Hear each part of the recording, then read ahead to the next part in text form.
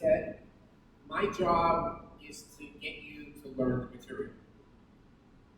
So what that means is, when you have a question, you should ask me, because if you're unsure about something and you don't ask, then I'm not doing my job. My job is to get you to learn the material. It's not to torture you, it's to get you to learn the material. Part of learning the material is exams and homeworks. The homework, I think I spoke about last time online, the homeworks will be graded on a 0, 1, 2 basis. You don't have to get it perfectly right to get a 2. 0 means you did nothing, or nothing of value. 2 means you were pretty close to the answer, even if you made some little mistakes, it's not a problem. And 1 is something in between. So, so that's the basic idea. As I said, I'd like to make the class interactive. So don't be scared if I point to you and ask you a question. You can always just pass to the next person. It's just a way of getting you to interact. It's not a test. And believe me, you ask me 2 minutes later if someone knew the answer or not, I won't be able to tell you. The only thing that will stick in my mind is if someone asks me a really good question. So if you ask me a really good question, that will remember that that person asked us really good questions. Sometimes if it's a hard question, instead of pointing to someone, I'll ask for a volunteer. Usually if I ask you a question, it's something we did 5 minutes ago, or something we did last class, or something really straightforward. If it's an open question, then it involves a little more thought, and then feel free to give it a shot. I didn't bring a watch today, so the TA is in the back. Saurabh, if maybe 5 minutes before the end, you can just do this. You don't have to say anything, just wave to me. So I won't, because otherwise, those who know me realize I can just keep talking until tomorrow. Okay, are there any questions of the first class? Okay, so remember, we're here to do control. Control, process control. Process control is the real world compared with all your other classes. All your other classes were in steady state Shangri-La. The perfect world where everything was in steady state. In the real world, we hope to get there, but most of the time things are not necessarily in steady state. There are always fluctuations. There are always disturbances that come and try to kick us out of steady state. And that's just the way life is. So, but the control engineer designs a system so that that's not catastrophic. So that these perturbations come, they're there all the time, but we keep the system in the desired, very close to the desired conditions, the steady state conditions. So the first concept for today is the notion of an operating window. Oh, I'm sorry, I should mention, the one class I got an F in elementary school was penmanship. And also conduct. But, so if you can't read what I'm writing, I'm not insulted. Ask me to write it more clearly or read it. I know my handwriting is not good. Although it's better on the blackboard than on a piece of paper. Also, sometimes I tend to write too small. So you'll also have to tell me, don't be shy, tell me.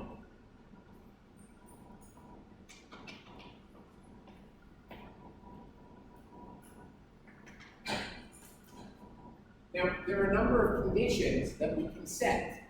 For example, we may have temperatures, pressures, flow rates. An operating window is a maximum and a minimum temperature, pressure, flow rate, in which it's reasonable to operate. Meaning, if I go outside that window, I'm going to violate at least one of the constraints that we spoke, one of the goals that we said last time. Remember, last time we had a number of goals. Goal number 1, safety, environmental protection, equipment protection. Those are what we call hard constraints. You never want to violate those constraints. Never, ever. Even if that means you're not making as much profit as you would like. You never want to violate those constraints. Those are called hard constraints. Then there are soft constraints, like smooth operation of the plant or product specifications. You generally do not want to violate those, but if you violate them once in a blue moon for a tiny amount of time, it's not the end of the world. So those are the difference between soft and hard constraints. Hard constraints you never want to violate. Soft constraints, once in a blue moon you can violate them if on the average you end up with better products than specifications and higher profit. So let's look at a couple of examples. So the operating window is a window, meaning the maximum and minimum of all the things you can adjust, such that as long as you stay within that window, you're going to be doing okay. Your profit won't be bad, will be pretty good, and you will not violate the hard constraints. Okay, so let's look at a couple of canonical examples. So one of them is boiler. A simple boiler. And in the boiler, we've got air coming in. And whenever I draw something like this, it's a valve. And then I also have gas coming in, or fuel. And there's some sort of housing here. And then I also have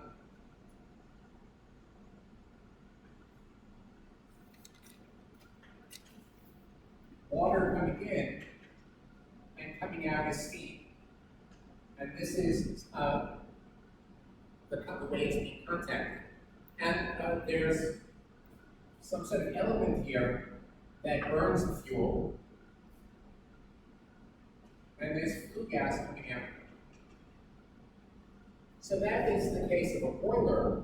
And let's look at something similar. Is a fixed heater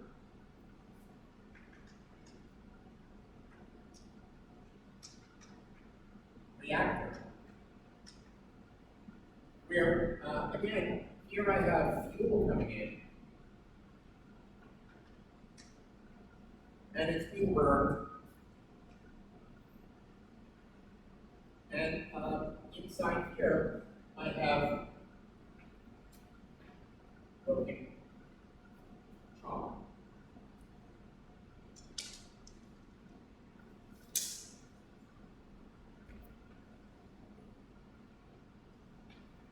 And here is a tube where the reaction is taking place. The reactant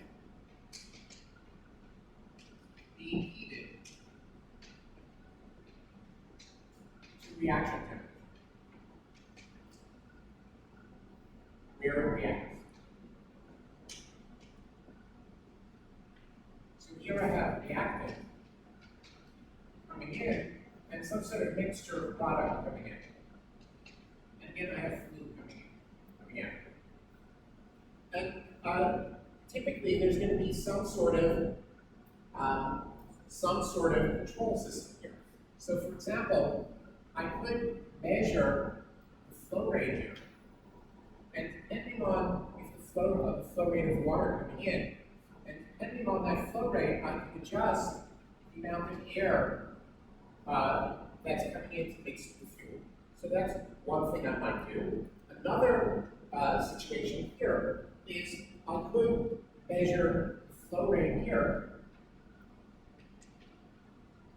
and adjust the amount of reactant that comes in. If I'm not getting enough reactant, well, then I might want to adjust the flow rate.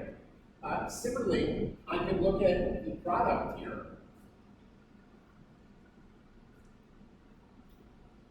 And I can look, say, at the temperature of the product and adjust the fuel. So if the product stream is too cold, I might want to let a little more fuel in here. So this is sort of a setup here. And for each of these, I can have some sort of performance curve.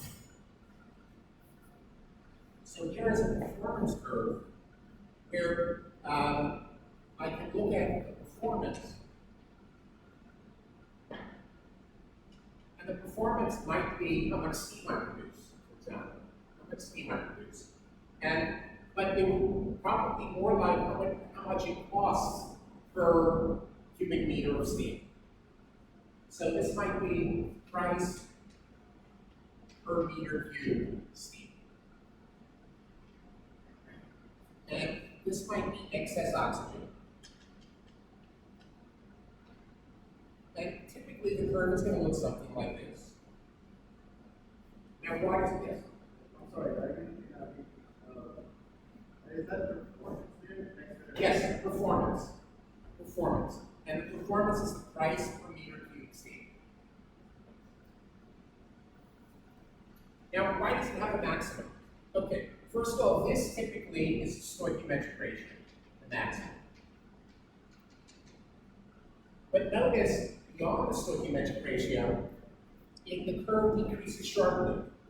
So if you try to get the stoichiometric ratio but you miss, well then the performance goes way down because you have excess pumping costs.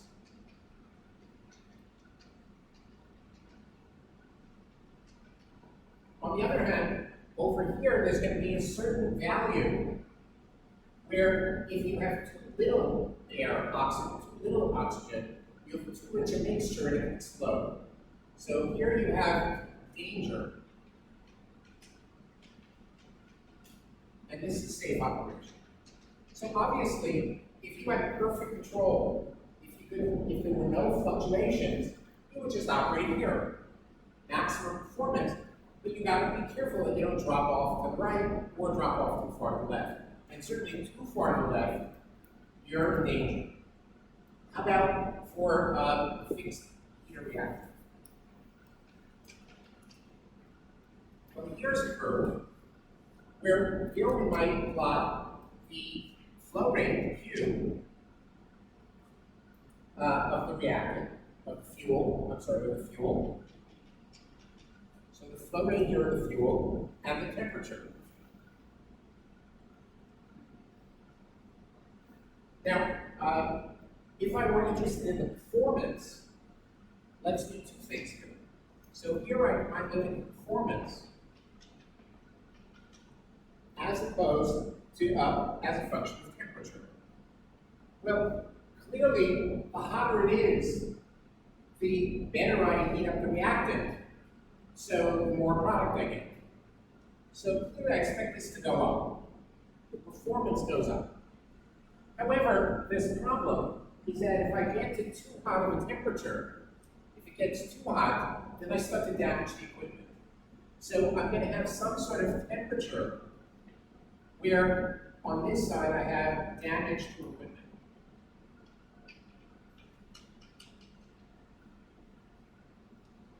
So if I look at the peak performance, like maximum up here, that might be out here. But I'm going to have a performance window, an operating window. This is my operating window. OW, operating window. That might be here. I might have certain temperatures. If I go too low, then I don't get any reactant. If I go too high, I'm at this danger. So if this is saying T star, this might be T star, the danger temperature. Obviously, this is a hard constraint. I don't want to go beyond that. Similarly, I have constraints on the fuel. I could have no fuel, but if I have too much fuel, I may also be in a situation where I have too much mixture and it could be explosive. So let's imagine what would happen here in terms of control.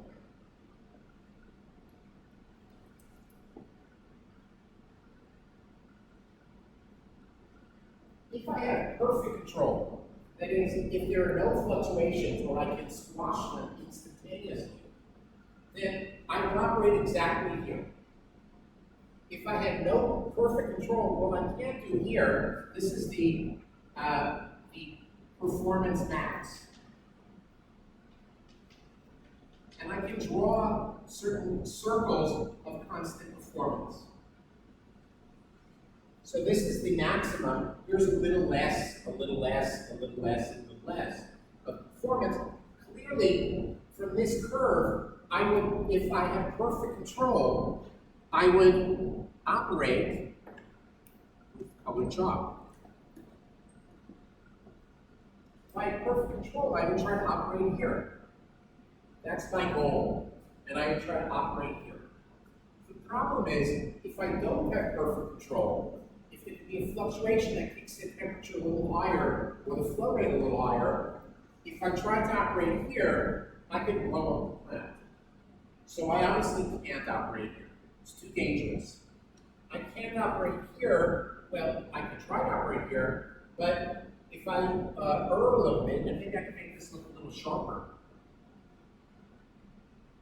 If I err a little bit, well, then the performance goes way down.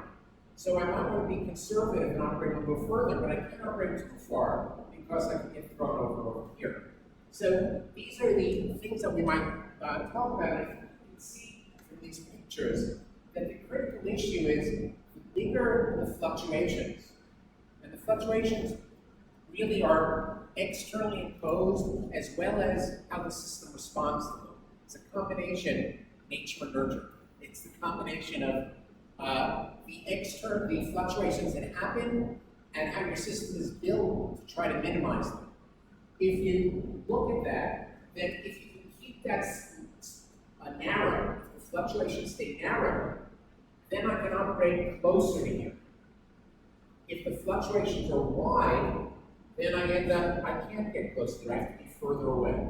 So there's a price to be paid for big fluctuations. There's a price to be paid for poor control, because you're always going to be working at worse performance.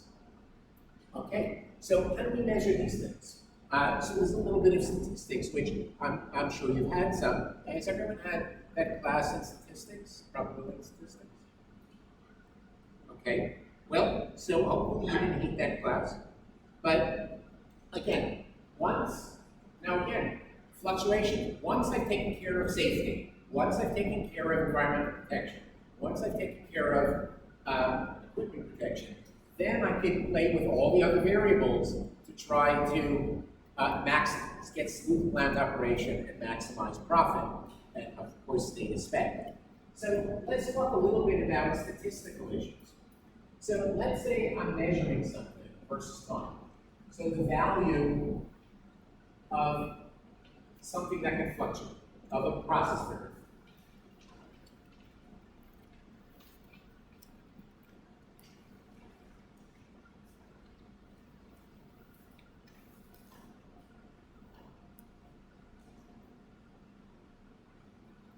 It's fluctuating all over the place.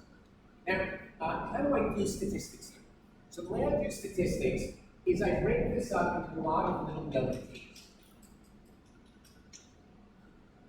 I choose some delta t.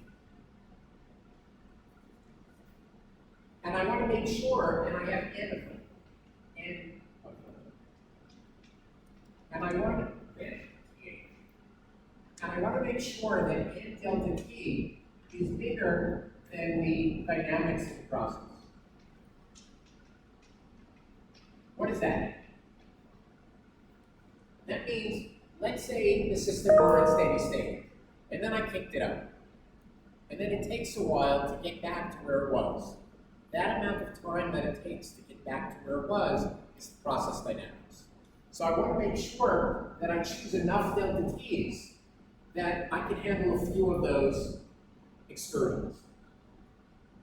And then what I do is I've broken this up into little delta t's. And for each delta t, there's a value of the process variable. And then I make a new graph, which is called the histogram.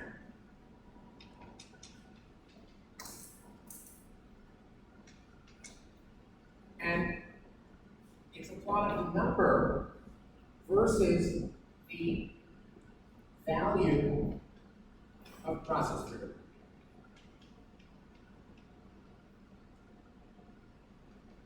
So I've got various values of the process variable. And let's say I want this value. Well, it was here, it was here, it was here, it was here. A few of the times, it was this big. It had this value of the process variable. The next one, a little higher, was here, here, here, here, here, here, here, etc. There were a bunch of times that it was at that value, etc. Where, again, this is the number of delta t's where the process variable was this value. number of delta t's with process value is this variable is this value. Is that clear? This is a histogram. It's number versus process variable, and it comes from this curve. But it's discrete because I'm putting stuff at min. So, yes? What? The frequency? No, it's a frequency has units of inverse time. This is not a frequency, but I think I know what you're trying to say. It's, if you like, it's the fraction of time that the value, that the process variable has this value. If I normalize it, so now it's not normalized, but if I divide by n delta t, then this is going to be the fraction of time that the process variable has this value here, value. This is the fraction of time that the process variable has this value, etc. So in a sense, if that's what you mean by frequency, yes, it's just different units. Generally, it should be dimensions. This now is not normalized. If I normalize it, if I divide by n delta t, then this thing becomes the fraction of time.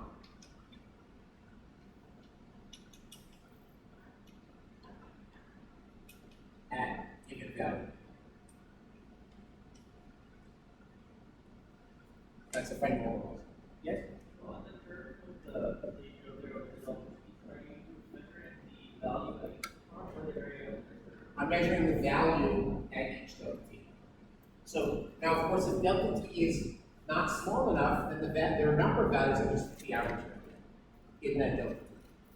So this is not a Riemann sum, not integrated. Good question. Good question.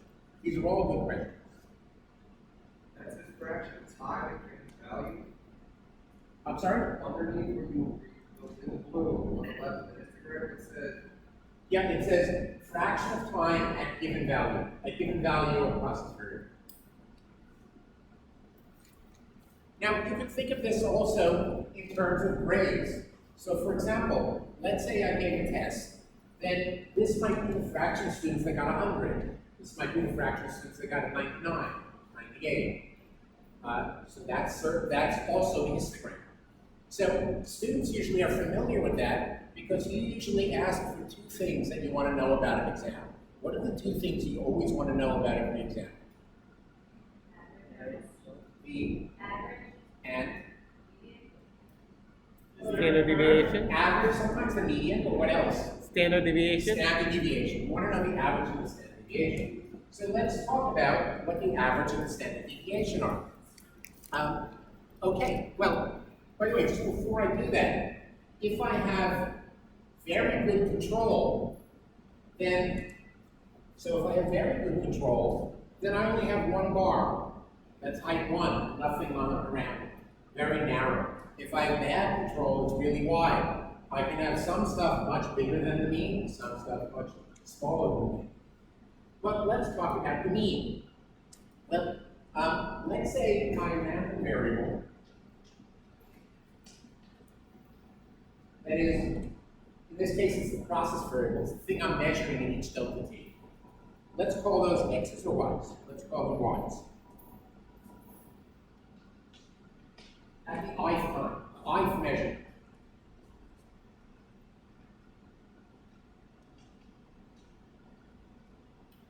Of the random variable is yi. And the mean, which you're going to call mu, which is the mean. Well, actually, the mu is of a distribution, so I'm going to not call this. That's by, I'm going to call it y bar. The sample mean.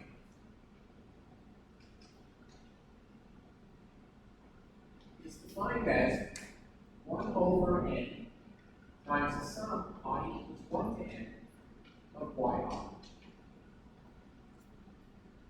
So I add up the grades and then divide by the number of students.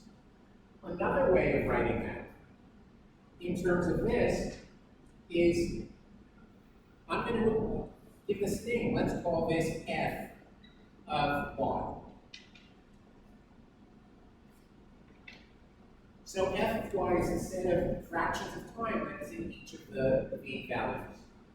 So I can write this also as the sum I equals 1, assign some over the values of y, f of y times y. How did I get that? Well, here what I'm doing is I'm summing over the measurements. I is the ith measurement.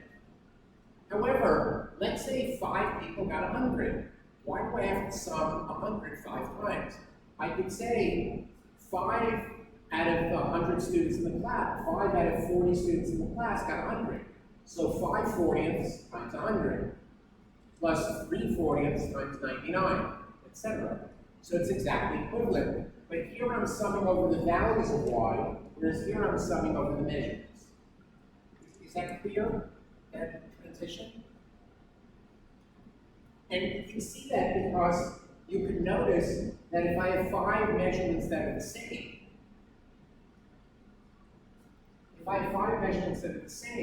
then I have 5 times that measurement divided by n.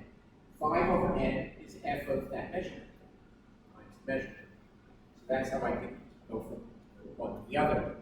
And in general, this is the average f of y. So this is the average of any function. If I have any function of y,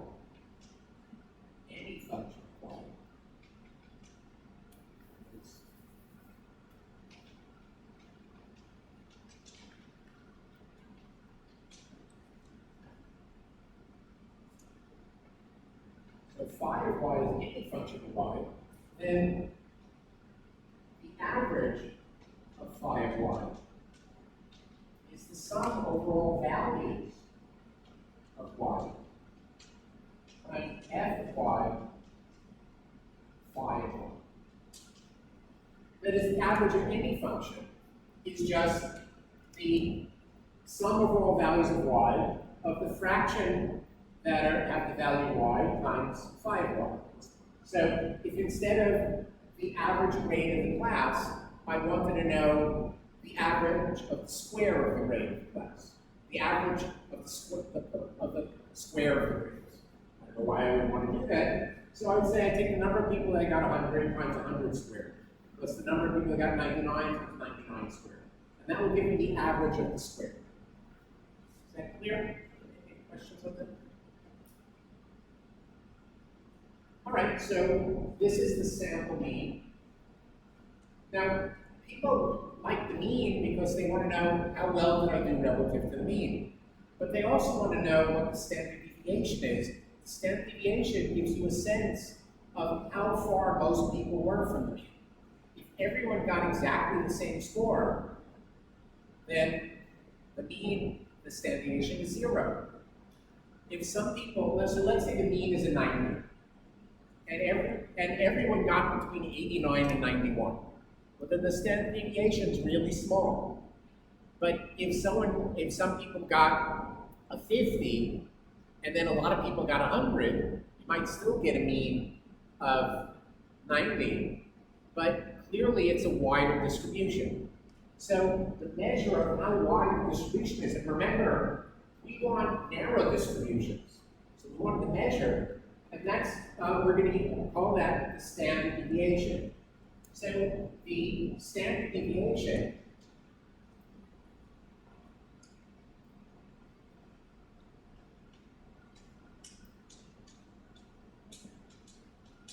and again, I'm going to call this sample standard deviation, is going to be S squared, Sn squared.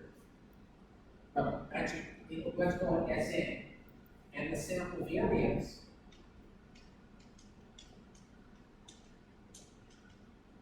is V, which is Sn squared. So we just defined quantity. I haven't even defined them yet. I just gave you some terminology. Sn is the sample standard deviation, and its square is the sample variance. Well, let's define that. The sample variance, again, is the sum. First, let's do it the simple way. On I, 1 to n, 1 over n, times y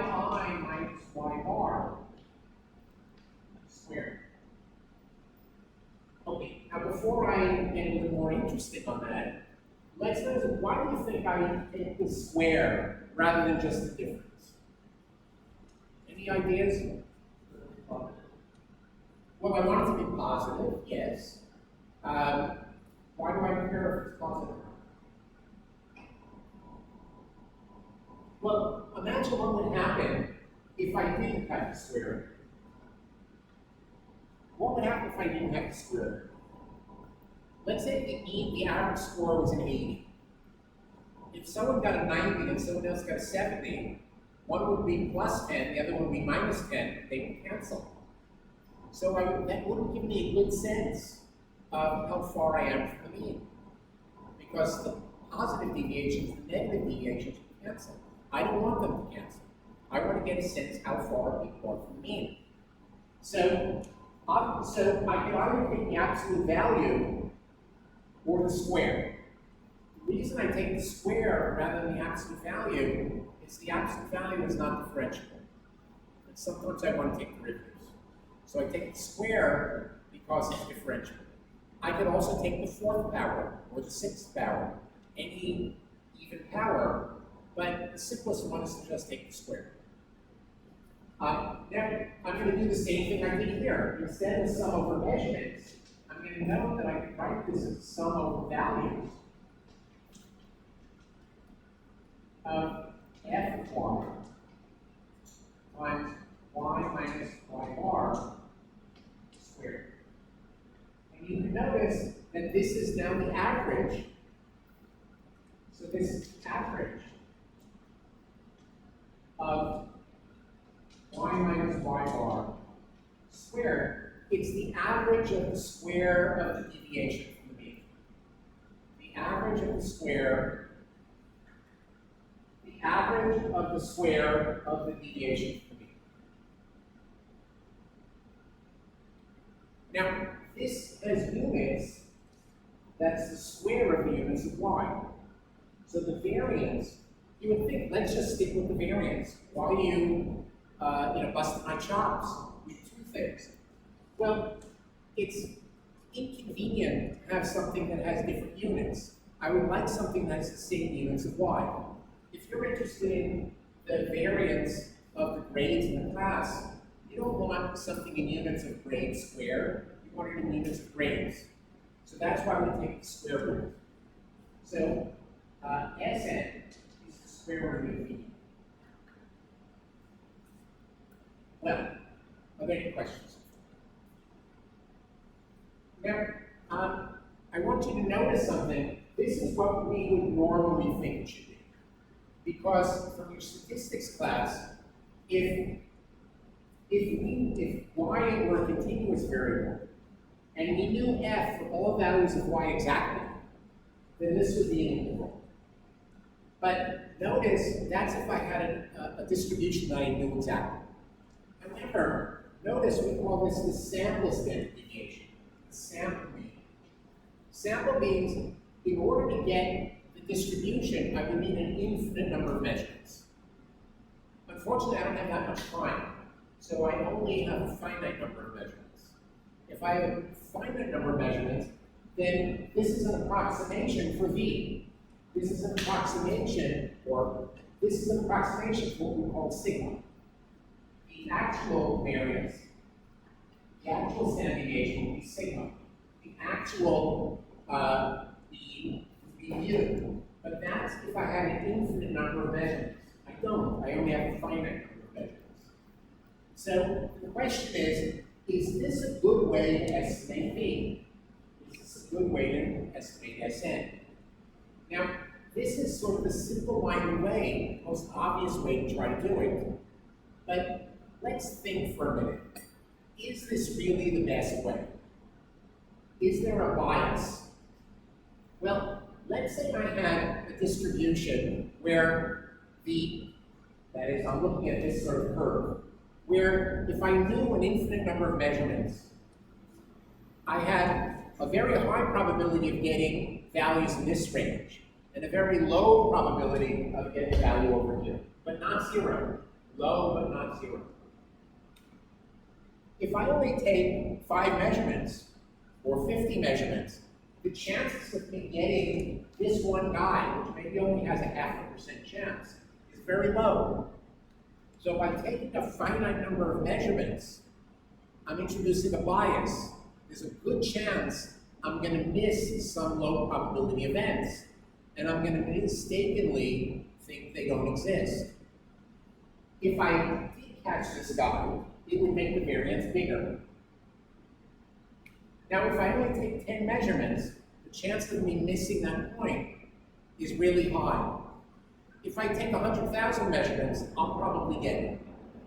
So I want to connect a correction, and I'm not going to derive this, but the correction that takes into account the bias of taking a finite number of measurements is divide by n minus 1, not n. If I divide by n minus 1, then I correct that bias of missing an unlikely value. And you can prove that this is the best correction. Now, there's a second problem, bias. Today, in the 2020s, we make sure to eliminate all bias, even on our statistics. So this is one correction, the bias of missing an unlikely event. The second bias is the square root. When I take Sn, I'm taking a square root, and a square root is a concave function. What is that? If I plot the square root of x versus x, it looks like this. And notice that if I take some values, let's say two values, this one and this one, x1 and x2. Notice, and I take the average, that's x bar. The square root of x bar, is greater than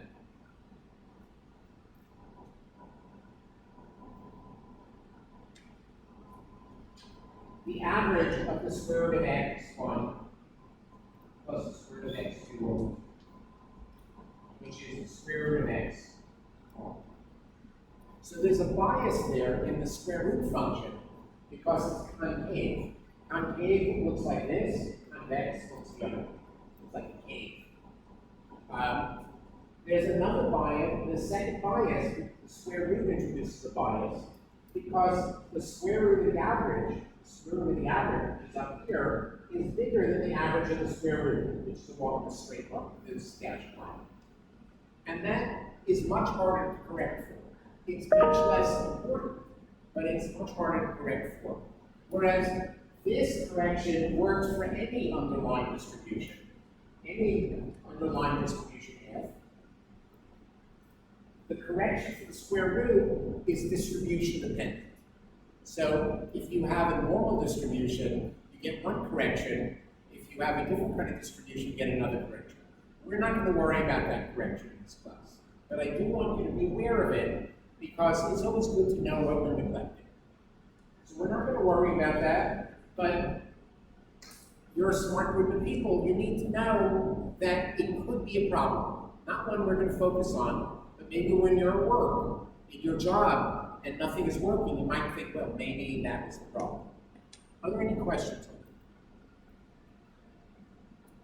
Okay, so why don't we do some calculations, simple calculations. Let's calculate Sn, for various random variables. So let's say my random variable is always the same constant. So case 1, yi is always equal to a constant, c, known for all I. So let's see what the standard deviation, the sample standard deviation is. Sn is equal to, I can use this, so I have the sum I equals 1 to n, 1 over n minus 1, times yi minus y bar. But if all the yi's are c, so the average is c. So I've got c minus c squared, which is just 0.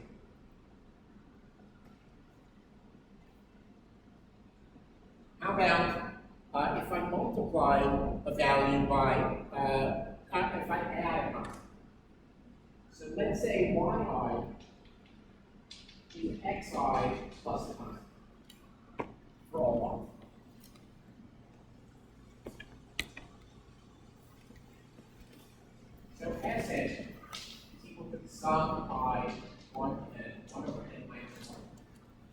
And here I have xi plus c minus the average. Well, the average of xi plus c is x bar plus c.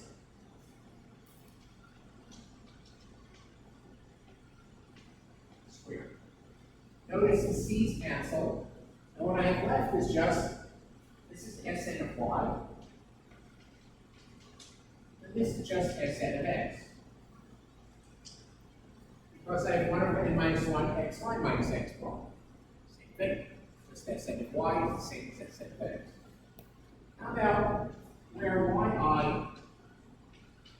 yi is equal to cxi? Well, then Sn of y is equal to the sum I equals 1 with n.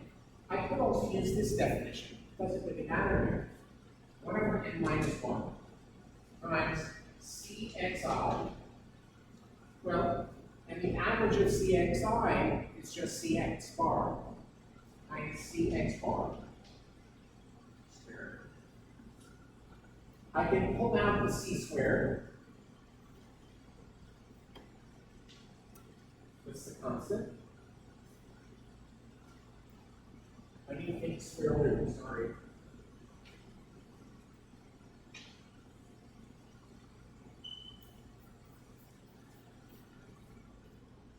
I've got a square root of c squared. Sum I equals 1 to n minus 1. 1 over n minus 1, xi minus x bar squared. And this is just equal to, I can take the square root of c squared to c, and what's left is Sn of x. If I'm a little fast, you have to tell me.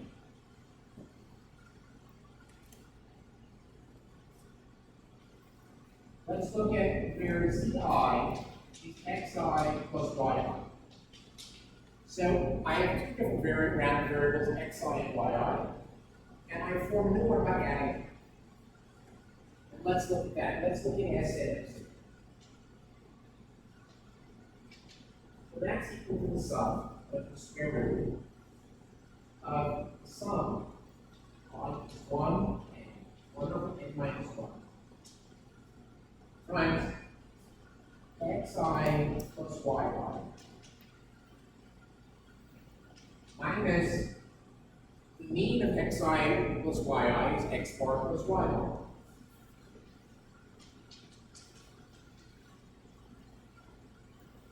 Squared. Okay, well let's multiply this out. So Sn of z is the glare interfering with the signals? I can lower the shades. Yes, no? Lower the shade?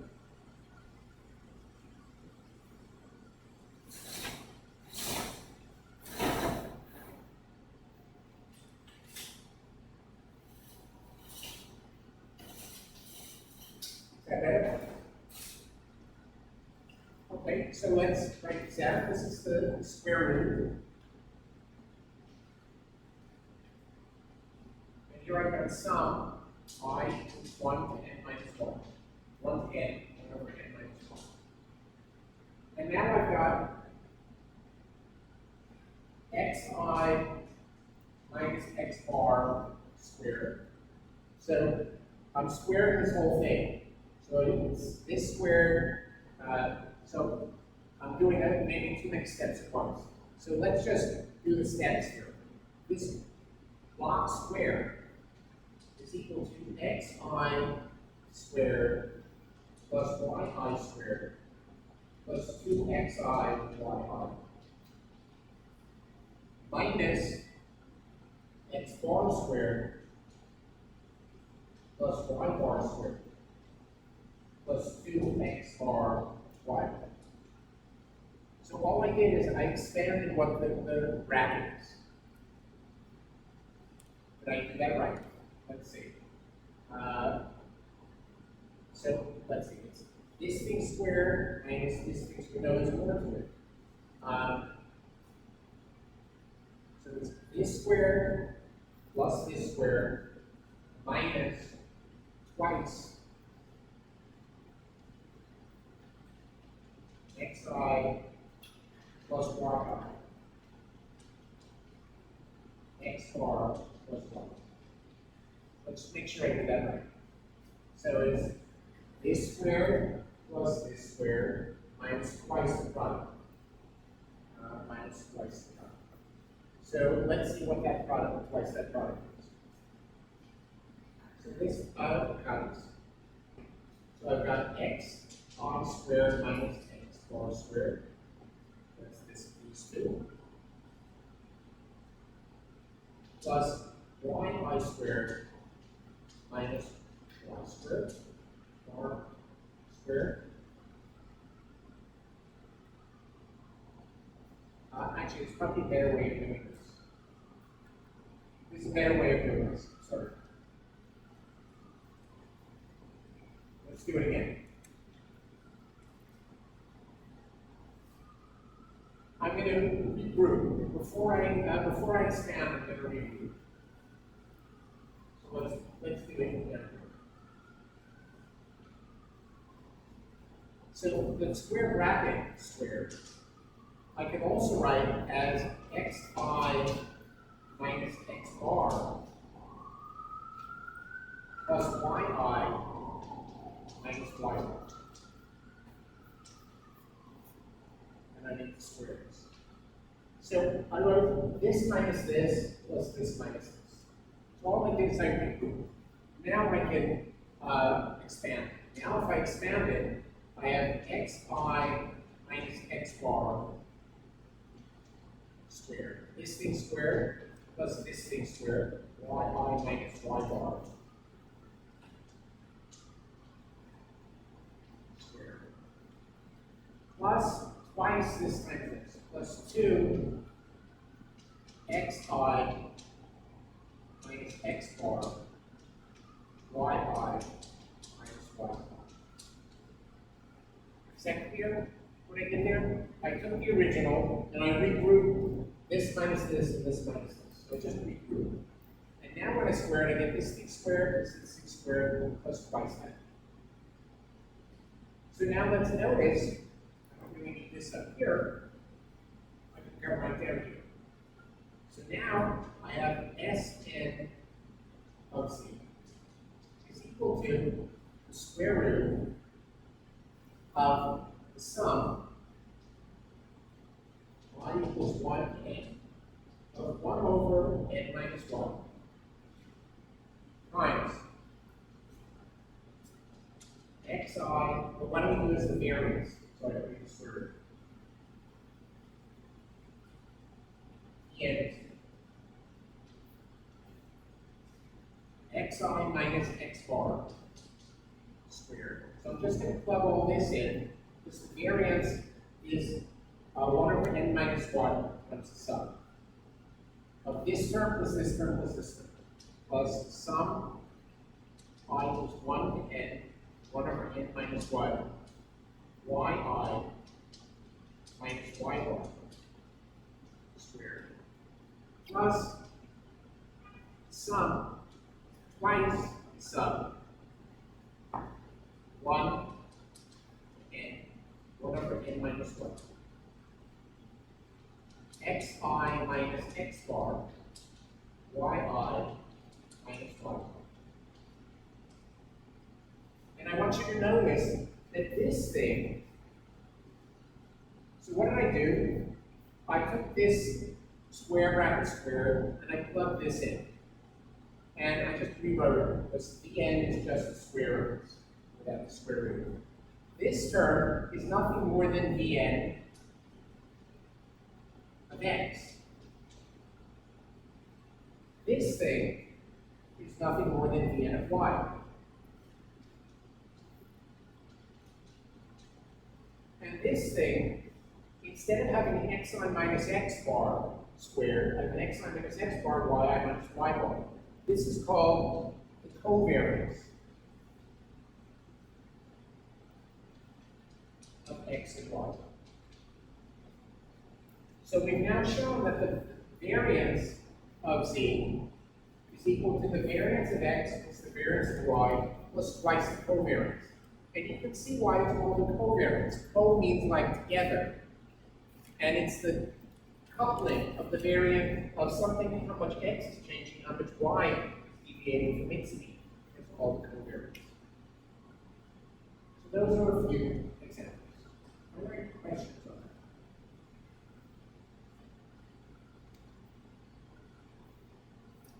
that? Okay. Now, I'm going to see if I can get through the hour without erasing. You never know. So again, let's look at what we're going to do here. Let's say, and of course they may be pictures in the book, but I think we have a concept here, we don't need pictures. We want to operate here. Let's say we have a really big variance, a big standard deviation. Well, if we try to operate here and we have a big standard deviation, then very often we're going to be down here, and that's no good, because that's bad performance. If I have a narrow standard deviation, sure, I can operate here. If I have a wide standard deviation, I have to move over a little bit to the left. I can't move too far because then I'm in the danger zone. But I might have to operate in this window. If I have a wide standard deviation, not too close to here, but I can't afford to be too close to here because I'll fall off the cliff. The narrower my standard deviation is, the closer I can move to here. But if this cliff is sharp, I can never be exactly here. I should be aiming maybe for here. Similarly, if I look at this case, remember, here's the optimal performance if I didn't have to worry about breaking the equipment. Minor detail. These are curves of constant performance going downward. If I have a small standard deviation, I can try to operate close to here because I will never go over. But if I have a wide standard deviation, I might have to operate really far because my standard deviation may be like this. So how well I control the fluctuations tells me how close I can get to the optimum. The smaller the fluctuations, the better I am. So our job is to try to keep those excursions to keep them small. Now again, there's a difference between hard constraints and soft constraints. These are hard constraints. Things are going to blow up. So I have to be far from the mean. On the other hand, if I have a soft constraint, where I can break it once in a while, 2 standard deviations from the mean is the rule of thumb. If it's a soft constraint, 2 standard deviations, most of the time I'll be okay. Once in a blue moon, I'll go over, but it's not the end of the world. Let me just give you some numbers. If I'm looking at the normal distribution,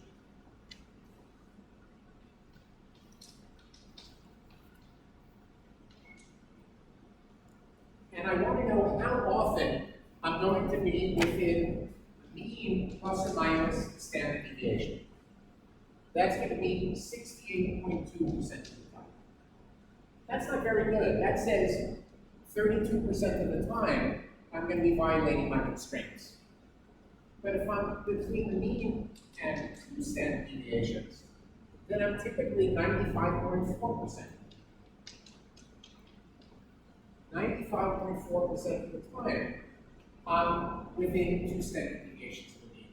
If it's a soft constraint, that means 19 out of 20 times I'm okay, 1 in 20 I'm over. I might be able to live with that. If it's a hard constraint, blowing up the plant 1 day out of 20 is not an option. If I have 3 standard deviations from the mean, then it's 99.7%. Again, if it's blowing up the plant, that's not good enough. if 3 days out of 1,000, 1 day a year, I blow up the plant, that's no good. I can't blow up the plant 1 day a year. So if it's a hard constraint, I may need to be 5 standard deviations for the mean. If it's something serious where it's life and limb. Are there any questions on that?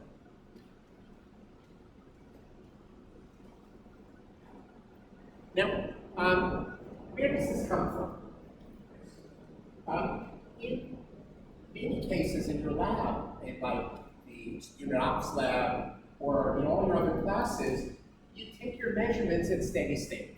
Well, at steady state, so as maybe the outside conditions change, you wait for steady state and take a measurement. Wait for steady state and take a measurement. That's not really good here. This is a dynamic process.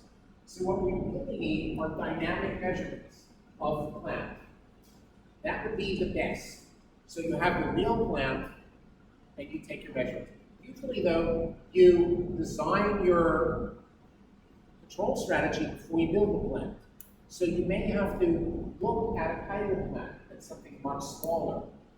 And you may sometimes be using steady-state data to estimate something like this, or quasi-steady data. You just want to be careful to know that once you build a plant, you better take real data to correct it. Because the steady data, whereas it's easier to get, is not nearly as accurate. Now, where we spoke about here, this is when I have only one variable, excess oxygen. Here I have 2 variables, the flow rate of the fuel and temperature. You can extend this method to more and more variables. Are there any questions on that? How am I doing on time? 7 minutes, okay, tons of time. You're welcome to ask questions. Okay, so what can we say? Remember, typically when we design a control system, when we design the plant, and generally we need sensors, flow sensor, temperature sensor, concentration sensor. And notice in these pictures, every sensor is coupled to a valve.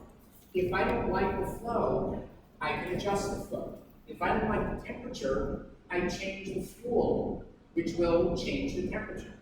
So I have a coupling between things I don't like and ways of correcting it. It doesn't really help to know things are going wrong if I have no way to fix it. So things are going wrong in pulling out of Afghanistan. We have no way of fixing it. We're trying, but things are really going wrong. That control scheme was not done well. What else can we say here? Now, in what's the difference? Sometimes you may be asked to retrofit an existing plant, an old plant. And sometimes obviously it's better if you can design a plant from scratch. When you retrofit, typically the older plants have lots of buffer. That is, they have lots of screens. You know, in the plants that are really old, no one worried about energy because energy was cheap.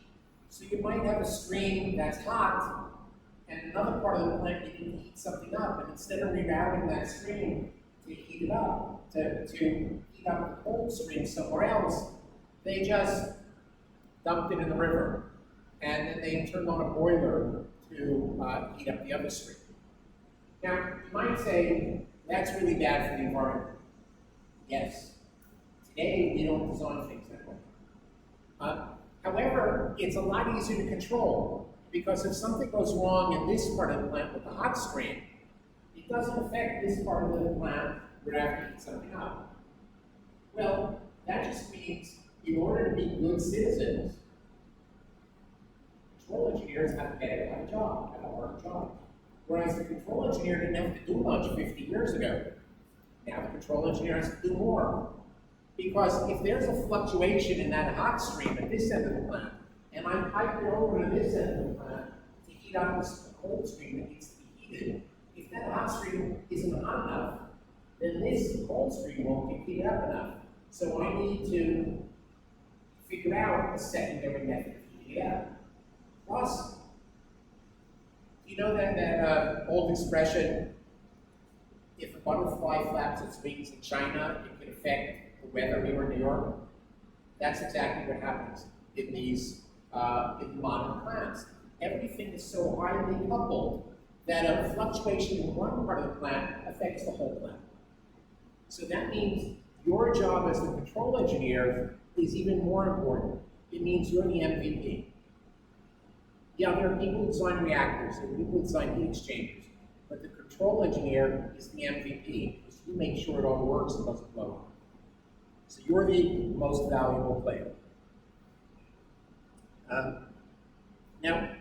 Again, we're going to need, in addition to putting the sensors in and the valves in, we also need a control algorithm. We need programs so that the person isn't constantly turning valves. How should this valve change if this is the wrong value? And we're going to spend a fair amount of time this semester figuring that out. But we're definitely going to be doing that. And at the end of the day, we're going to want to maximize something. Once we've taken care of safety, number one, environmental protection, a very close second. Number three, protecting the plant, that we don't destroy the plant.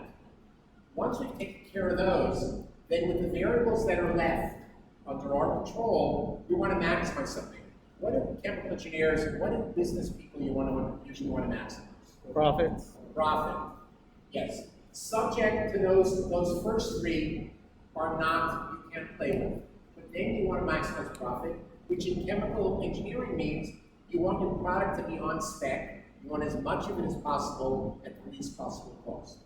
So we can think of this as an optimization problem. We've got something we want to maximize, and it's a function of all these valve positions.